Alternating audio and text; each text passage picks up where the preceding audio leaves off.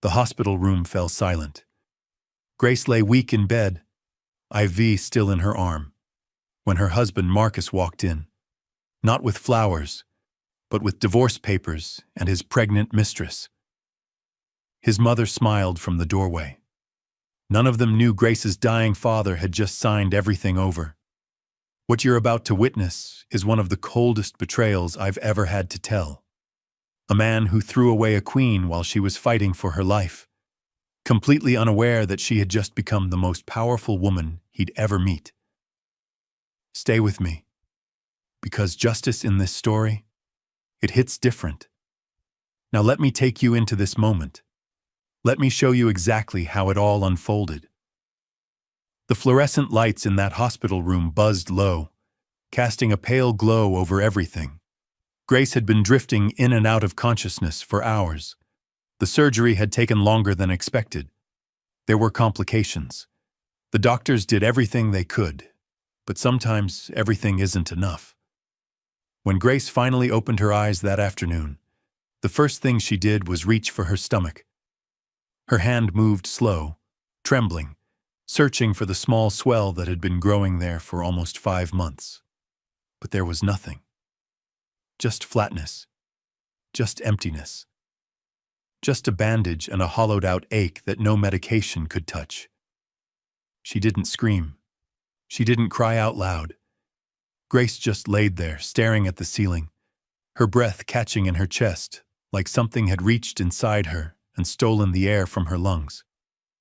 A nurse stood in the corner, adjusting an IV drip, refusing to make eye contact. That silence told Grace everything she needed to know. Her baby was gone. The child she had been talking to every night. The child she had already named in her heart. The child she had been dreaming about holding. That child would never take a breath in this world. Grace turned her head toward the window. The sun was setting outside, painting the sky in shades of orange and gold. It was beautiful. It felt like mockery.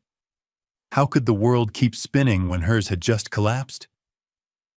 She closed her eyes and let the tears fall sideways into her pillow, silent and slow.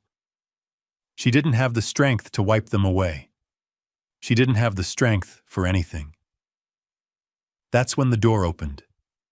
Grace assumed it was another nurse, maybe a doctor coming to explain what had happened, to offer hollow condolences wrapped in medical terminology. But when she turned her head, what she saw made her heart stop for the second time that day.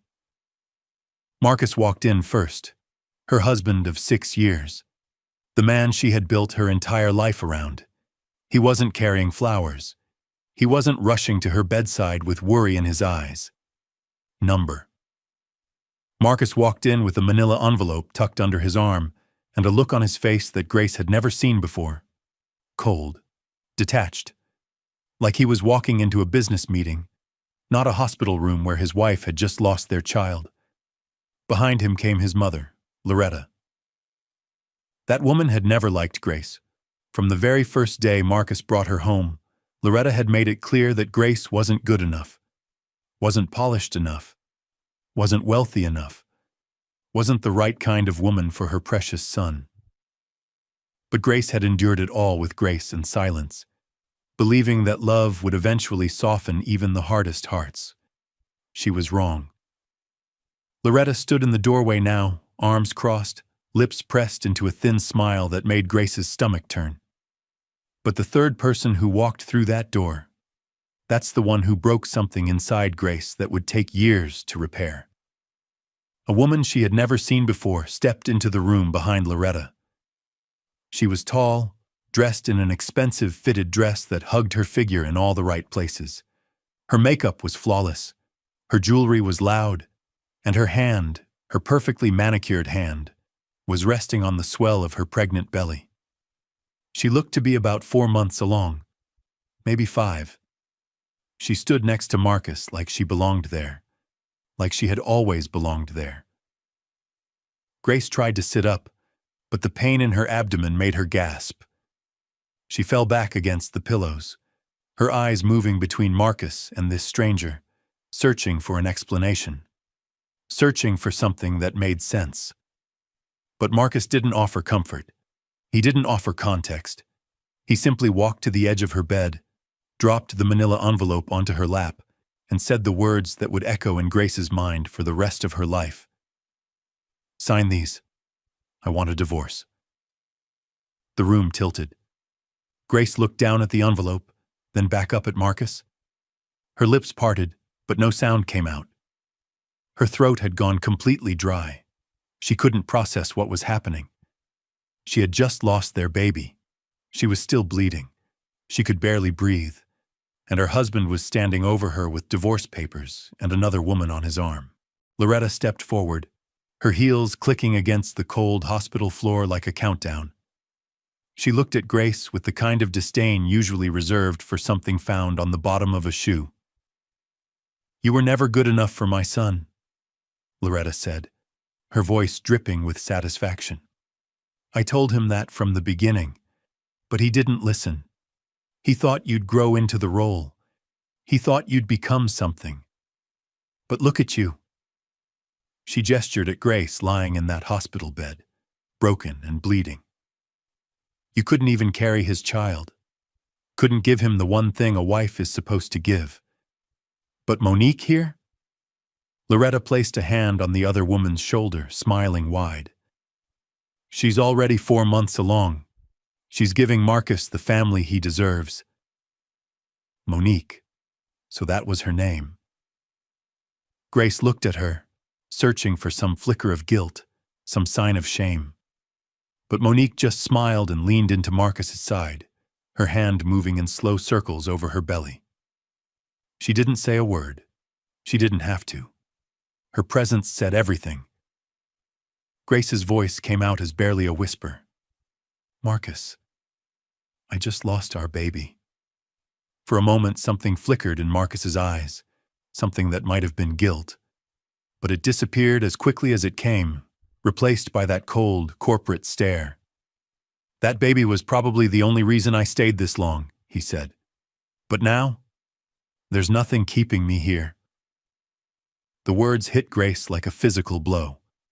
She felt the air leave her body, felt her chest cave in, felt whatever hope she had been holding on to crumble into dust. Marcus continued talking, something about the house, a settlement, keeping things civil. But Grace couldn't hear him anymore. Everything had become muffled, distant, like she was underwater and sinking fast. Loretta and Monique exchanged a look of triumph. Marcus checked his watch like he had somewhere more important to be. And Grace just lay there, staring at the divorce papers on her lap, unable to move, unable to speak, unable to do anything but exist in that moment of complete and total devastation. Then her phone buzzed on the bedside table. A notification, a missed call. Grace glanced at it through blurred vision. The name on the screen read Coleman Family Law Office, her father's attorneys. She hadn't spoken to her father in months, hadn't spoken to him properly in years, really. Theodore Coleman was a man who existed more as an idea than a presence in Grace's life. She ignored the call. She couldn't deal with whatever that was about right now. She couldn't deal with anything. Marcus tapped the envelope on her lap. "I'll give you a few days to sign. My lawyer will be in touch." He turned to leave, then paused at the door. "Don't make this difficult, Grace. You know you don't have the resources to fight me." And then they were gone. All 3 of them. The door clicked shut behind them, and Grace was alone. Completely, utterly alone. The only sound in that room was the beeping of the heart monitor and the soft hum of machines keeping track of her vitals. Grace looked down at the unsigned divorce papers sitting on her lap. Her hands were shaking. Her whole body was shaking. And then, finally, the dam broke. She grabbed the papers and threw them across the room with whatever strength she had left. They scattered against the far wall and fell to the floor in a mess of white pages and shattered dignity. A nurse came rushing in, alarmed by the sound. She was an older woman with kind eyes and gentle hands. She took one look at Grace, sobbing, trembling, broken, and didn't ask any questions. She just walked over, sat on the edge of the bed, and held Grace's hand while she cried. "I don't know what happened, baby," the nurse whispered. "But whatever it was, you're still here. You're still breathing. And sometimes, that's enough." Grace cried until there was nothing left. Until her body went numb and her mind went quiet, and all she could do was stare at the wall and wonder how her life had fallen apart so completely, so quickly, so cruelly. Now let me take you back. Let me show you who Grace was before this moment. Because you can't understand the weight of what she lost until you understand the depth of where she came from. Grace Elaine Coleman was born in a small house on the south side of Memphis, Tennessee. Not the Memphis you see in postcards. Not Beale Street or the fancy riverfront. Number. Grace grew up in the kind of neighborhood where everybody knew everybody, where front porches were gathering places, and where church on Sunday wasn't optional, it was mandatory. Her mother passed when Grace was just 7 years old. Cancer. It came fast and left faster, taking the one person who had made Grace feel safe in this world. Her father, Theodore Coleman, was already a distant figure by then, a man who had built a small regional bank into something much larger, who spent more time in boardrooms than in bedrooms, who sent checks instead of showing up. After Grace's mother died, Theodore disappeared entirely. Not physically, he was still alive, still out there somewhere building his empire. But emotionally, spiritually, in every way that mattered, he was gone. So Grace was raised by her grandmother, Opal, and if you want to understand who Grace became, you have to understand who Opal was. Opal was a woman who had survived things that would have broken most people. She had buried a husband, buried a daughter, and still woke up every morning with her head held high and her faith intact. She wasn't loud. She didn't yell or make scenes or demand attention. But when Opal walked into a room, people noticed. There was something about her presence, a quiet authority, a dignified stillness that commanded respect without asking for it. She had this way of looking at you that made you feel seen, truly seen, in a way that was both comforting and terrifying. Opal raised Grace on 3 principles. First, your word is your bond. If you say you're going to do something, you do it. No excuses. Second, dignity isn't something anyone can give you or take away. It lives inside you, and it's your job to protect it. Third, and most importantly, when the storm comes, and baby, the storm always comes, you stand still. You don't run, you don't flail. You plant your feet and let God fight your battles. Those words were sewn into the fabric of Grace's soul. They shaped who she was, how she moved through the world, how she loved and trusted and believed in the goodness of others, even when evidence suggested otherwise. On Grace's 16th birthday, Opal gave her a gift that Grace would carry for the rest of her life. It was a gold locket, delicate and worn from years of being touched and treasured. Inside was a tiny photograph of Grace's mother, smiling and young and full of life. On the other side, in Opal's careful handwriting, were the words, "When the storm comes, stand still. God fights for the quiet." Grace wore that locket every single day from that moment forward. It became her anchor, her reminder, her connection to the women who had shaped her. Grace worked her way through college. 2 jobs, sometimes 3. She didn't ask her father for a dime, partly out of pride and partly because she didn't know how to reach a man who had never reached for her. She graduated with honors, got a job in marketing, and started building a life for herself piece by piece. She was doing well. Not rich, but stable. Not famous, but respected. She had her own apartment, her own car, her own sense of self.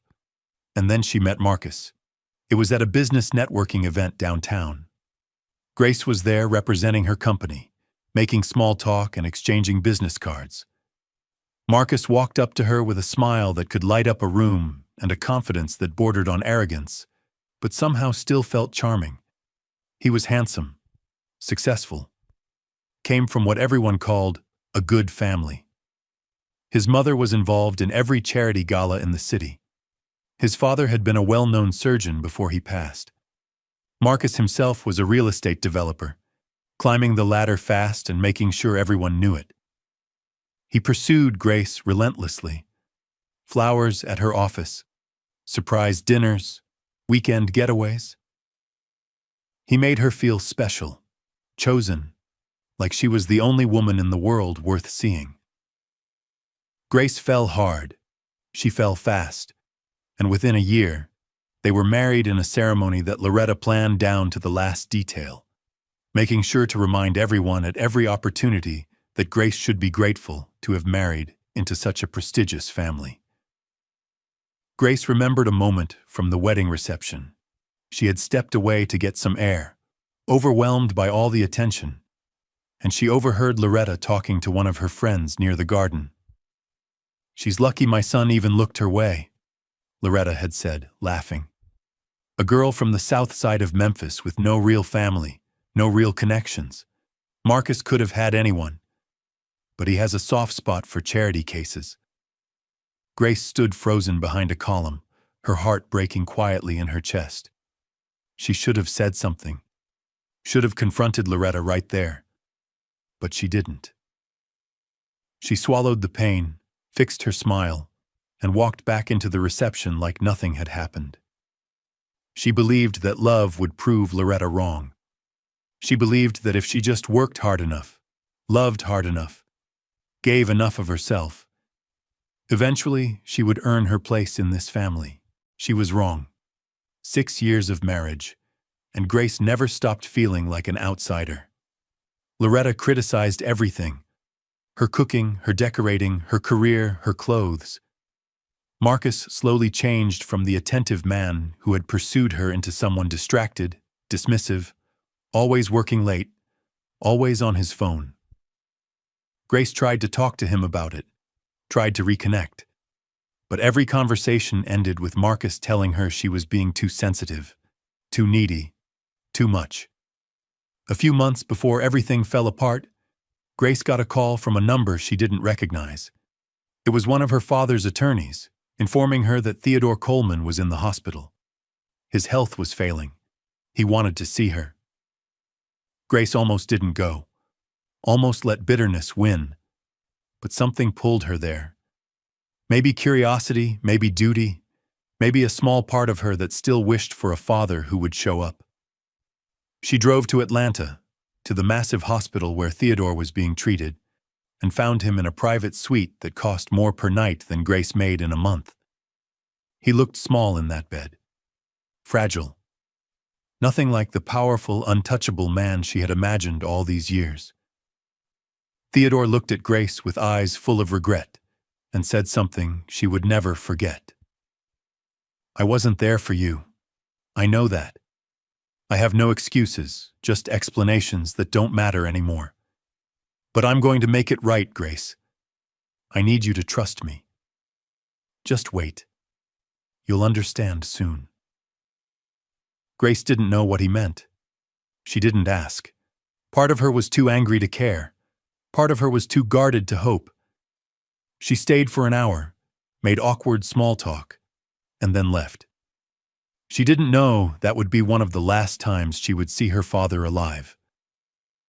Now let me bring you back to the present. Back to Grace, broken and barely breathing, trying to survive the aftermath of what Marcus had done to her. 2 weeks after leaving the hospital, Grace was staying at her best friend Denise's apartment. Denise was the kind of friend everyone deserves, but few people find. She had been there through everything. The wedding Loretta tried to ruin, the years of subtle disrespect, the late nights when Grace would call crying because Marcus had said something cruel. Denise never judged. She just listened, supported, and occasionally threatened to slash Marcus's tires when Grace wasn't looking. Grace was healing physically, but emotionally she was getting worse. Every day brought new revelations, new humiliations. She discovered that Marcus had already moved Monique into their home, the home Grace had helped pay for, had decorated with love, had imagined raising children in. He changed the locks without telling her, drained their joint savings account, took everything of value, and left Grace with nothing but her clothes and her grandmother's locket. But the cruelest blow came from the whispers. Loretta had been busy. She had been telling everyone, family, friends, church members, anyone who would listen, that Grace had been unfaithful, that the baby she lost wasn't even Marcus's, that Grace had been mentally unstable for years, and Marcus had simply reached his breaking point. Lies. All of it. Lies. But lies told confidently by a well-connected woman spread faster than any truth Grace could offer in response. Grace watched her reputation crumble in real time. Friends stopped calling. Invitations stopped coming. People she had known for years looked at her differently, whispered when she walked by, crossed to the other side of the street. She became a ghost in her own life, haunted by a version of herself that didn't exist except in Loretta's poisonous stories. Then the letter came. A legal notice. Marcus was suing to have Grace's name removed from the deed to their house. He claimed she had contributed nothing financially to the marriage, that she was a dependent who was now entitled to nothing. He wanted her gone completely, erased from his life like she had never existed. Grace had 30 days to respond or lose everything. She sat on Denise's couch that night, holding the letter in trembling hands. "I gave him everything," she whispered. 6 years. My love, my loyalty, my body. And he's treating me like I'm nothing, like I never mattered at all. Denise sat beside her, rubbing her back, fighting her own tears. "You're not nothing, Grace. You hear me? You're not nothing." But Grace couldn't hear her. Not really. She had gone somewhere inside herself, somewhere quiet and dark and numb. She stopped eating, stopped sleeping, stopped fighting. She would sit by the window for hours, just staring at nothing, the light fading from her eyes a little more each day. Denise was terrified. She didn't know how to reach her best friend anymore. One evening, while Grace sat in her usual spot by the window, a news broadcast played on the television behind her. Denise was in the kitchen making tea she knew Grace wouldn't drink when the anchor's words made her freeze. "Breaking news tonight. Banking mogul. Theodore Coleman has been hospitalized in critical condition. The 73-year-old founder of Coleman First National is reportedly making final arrangements for his estate." Coleman First National, one of the largest black-owned banking institutions in the country, is valued at over $4 billion. More on this developing story as it unfolds. Denise rushed to the living room. Grace was still sitting by the window, but something had changed. She was staring at the television, her face unreadable. "Grace," Denise said carefully, "that's your father, isn't it? You need to call someone. You need to find out what's happening." But Grace didn't move, didn't speak. She just kept staring at the screen until the story changed and her father's face disappeared. 3 months passed. 3 months of silence from Grace. 3 months of Denise keeping her alive through sheer force of will. And then, one morning, Grace received a formal invitation in the mail. It was printed on heavy cream-colored paper with gold embossing. The reading of Theodore Coleman's last will and testament would be held at Coleman First National Bank headquarters in Atlanta. Grace's name was specifically requested on the attendance list. Denise drove her there. Grace sat in the passenger seat, wearing a simple black dress, her grandmother's locket resting against her chest. She hadn't said more than a few words the entire drive, but something had shifted behind her eyes. Something had awakened. The headquarters of Coleman First National was a towering glass building in the heart of Atlanta's financial district. The lobby was filled with people, Executives in expensive suits, journalists with cameras, investors clutching their portfolios like shields. Everyone wanted to know who Theodore Coleman had left his empire to. Rumors had been swirling for weeks. Some said he would leave it all to charity. Others said there was a secret heir no one knew about. The speculation was endless. Grace slipped through the crowd, unnoticed. She found a seat in the back of the grand conference room where the reading would take place. Denise sat beside her, holding her hand, not knowing what to expect, but prepared for anything.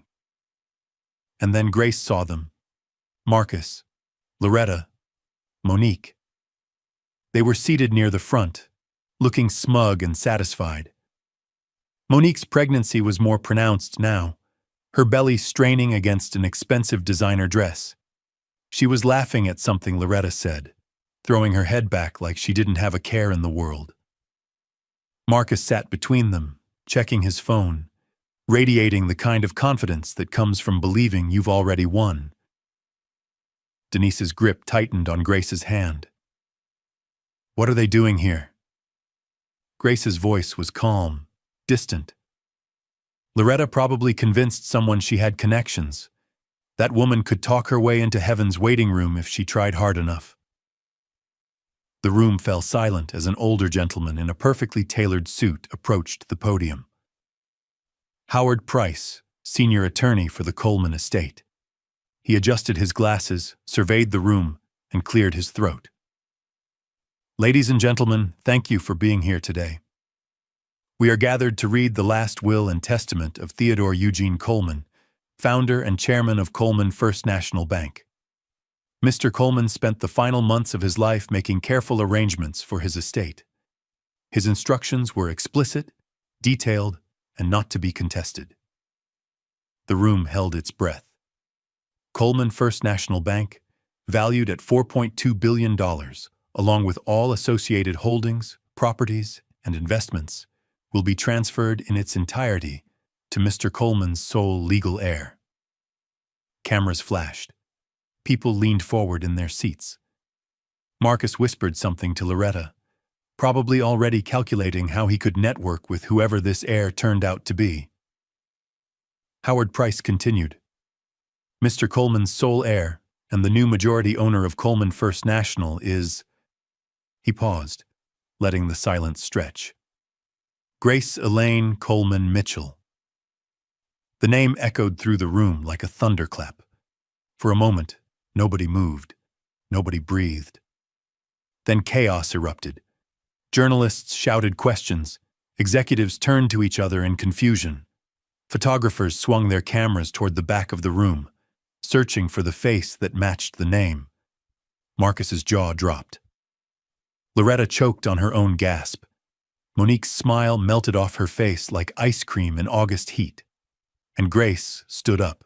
She walked down the aisle toward the podium. And with every step, she transformed.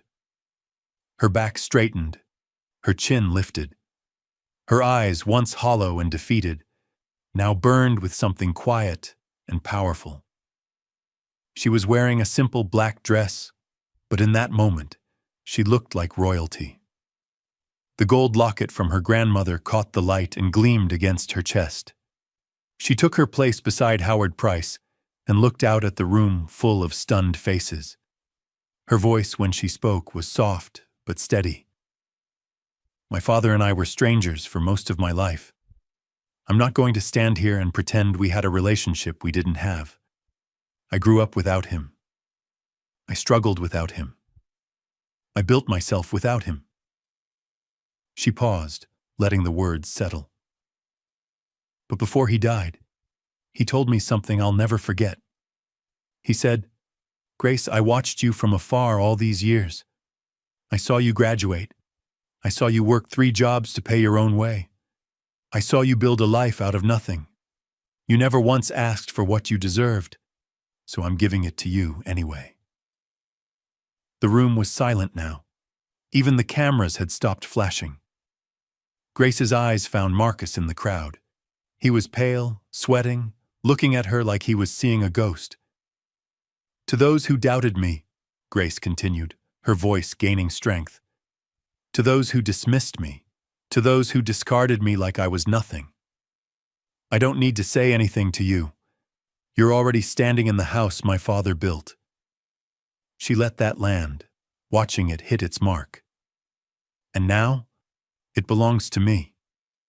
She turned to Howard Price and signed the documents that transferred everything to her name. Cameras exploded with light. The room erupted in whispers and exclamations. Grace handed the pen back to the attorney and turned to leave. Marcus pushed through the crowd, his face twisted with desperation. Grace, wait. We need to talk. You can't just, this is a lot to take in. We should discuss this. Grace stopped. She turned slowly and looked at him. Really looked at him. For the first time since that hospital room. Her face was calm. Her voice was steady. But her words cut like razors. You served me divorce papers while I was bleeding out from losing our child. You moved your mistress into my bed before I could even grieve. You let your mother destroy my reputation with lies. You tried to take everything I had, down to my name on a deed. She stepped closer, and Marcus actually stepped back. There is nothing left to talk about, Marcus. You made your choice. Now live with it. She walked past him without another word. Denise was waiting at the door, tears streaming down her face, practically vibrating with pride and vindication. Grace took her hand, and together they walked out of that building and into the sunlight. Now let me tell you what happened to the people who tried to break Grace. Because karma, when it comes, doesn't always come loud. Sometimes it comes quiet. But it always comes. Grace's legal team went to work immediately. She didn't ask for revenge, didn't demand blood. She simply asked her attorneys to look into Marcus's finances. What they found was devastating. Marcus had been using their joint accounts that legally belonged to both of them, to fund a failed real estate investment. The investment was a partnership with Monique's brother, a man with a track record of shady deals and bankruptcies. Marcus had lost hundreds of thousands of dollars trying to impress his new woman and her family, and he had done it using money that wasn't entirely his to spend. The investigation was thorough. The evidence was overwhelming. Marcus was charged with financial fraud and misappropriation of marital assets. His real estate license was suspended pending review. His clients, the wealthy developers who had trusted him with their investments, fled like rats from a sinking ship. Within 6 months, Marcus went from a man who thought he had everything to a man who had nothing at all. The house he had kicked Grace out of, repossessed by the bank after he couldn't make the payments. The luxury cars, sold off to cover debts, the expensive suits, gathering dust in a closet he could barely afford to keep. And Monique? The woman who had stood in that hospital room with her hand on her belly and a smirk on her face? She vanished the moment the money dried up. Turns out, she had never loved Marcus at all. She had loved what she thought he could give her. Status, security, a lifestyle she hadn't earned. When that illusion shattered, she moved on to her next target, a retired football player with a big house and an even bigger bank account. Marcus tried calling her, tried texting. She never responded. She had already forgotten he existed. He found out through social media that she had lost the baby. Miscarriage. Some people whispered that it was karma. Others said it was just life being cruel. Either way, the child Marcus had chosen over the one Grace lost would never be born. He was alone now, truly alone, with nothing but his regrets and the ghost of what he had thrown away. Loretta's fall was slower but no less complete. Her entire identity had been built on her son's success. She was Marcus's mother. That was her calling card, her currency, her reason for being invited to galas and luncheons and exclusive church functions. But now she was the mother of a disgraced man. The woman who had raised a son who cheated on his dying wife. The architect of lies that had been publicly exposed and thoroughly dismantled. Her social circle abandoned her one by one. The same women she had whispered with, gossiped with, looked down on others with. They stopped returning her calls. She was no longer invited to charity events. Her name was removed from committee lists. Even her church, the place she had lorded over for years, asked her to step back from her leadership roles until things settled down. They never settled. Loretta became what she had always feared most, irrelevant. She tried once to reach out to Grace, sent a letter to the Coleman First National headquarters, addressed personally to Grace, full of false apologies and barely concealed requests for financial assistance. Grace's assistant sent back a single-line response. Mrs. Coleman is unavailable permanently. Loretta never tried again. As for Marcus, his final moment of reckoning came on a quiet Tuesday evening. He was sitting alone in a small studio apartment, the only place he could afford now. No furniture except a mattress on the floor and a folding chair. No decorations except a single framed photograph he couldn't bring himself to throw away. It was from his wedding day. Grace was looking up at him with so much love in her eyes, so much hope, so much belief in the future they were going to build together. Marcus stared at that photograph for a long time, the silence pressing in around him like a physical weight. And finally, in a voice cracked and broken by everything he had lost, he whispered to the empty room, "I threw away a queen for a woman who didn't even stay for the storm." Nobody heard him. Nobody came. And in that moment, Marcus understood what Grace had known all along, that some choices can't be undone, some words can't be taken back, and some bridges, once burned, stay ash forever. 1 year later. Let me show you where Grace ended up. A quiet stretch of beach along the Carolina coast. The kind of place where the sand is soft and the waves come in slow and gentle, like they have all the time in the world. A modest but beautiful house sat back from the water, surrounded by seagrass and morning light. Not a mansion, not a statement. Just a home, a place of peace. Grace sat on the porch, a journal open in her lap, a cup of tea cooling beside her. Her hair was natural now, twisted into locks that framed her face like a crown. No makeup, no jewelry except her grandmother's locket, still resting against her heart where it had always been. She looked different than she had a year ago, not just physically, but in her energy, her presence. The tension that had lived in her shoulders was gone. The sadness that had clouded her eyes had lifted. She looked like a woman who had walked through fire and come out the other side not burned, but refined. She didn't run Coleman First National from a corner office anymore. She had restructured the entire organization, putting trusted people in leadership positions, creating systems that ran smoothly without requiring her constant presence. She still made the big decisions, still guided the vision, but she refused to let the business consume her the way it had consumed her father. She had seen what that cost him. She wouldn't make the same mistake. Instead, she had poured her energy into something else.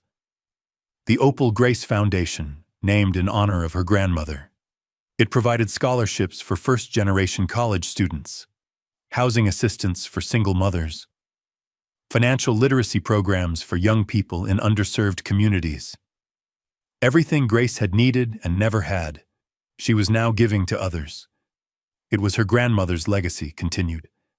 It was her mother's memory, honored. It was her own pain, transformed into purpose. A journalist had interviewed her a few months back. Young woman, eager, asking all the expected questions about the scandal, the betrayal, the dramatic reversal of fortune. But at the end of the interview, she asked something that made Grace pause.